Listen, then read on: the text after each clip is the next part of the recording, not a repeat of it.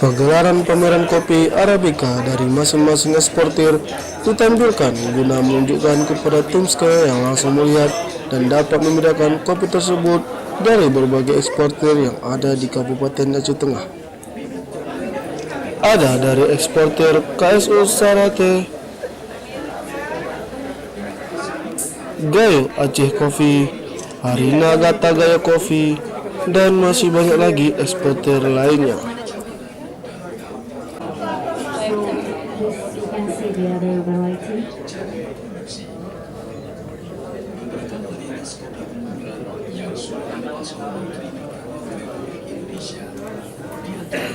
Tim Sky begitu senang dengan adanya pagelaran pameran kopi tersebut. Terlihat beberapa tim Sky antusias mengunjungi salah satu stand dan berbincang-bincang dengan salah satu eksportir tersebut.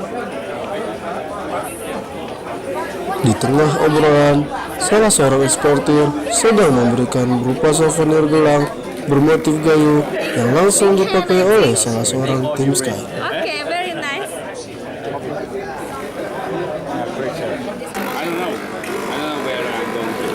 Demikian laporan Yayasan Tagalog Rumah Sedekap Aceh Tengah. Oke.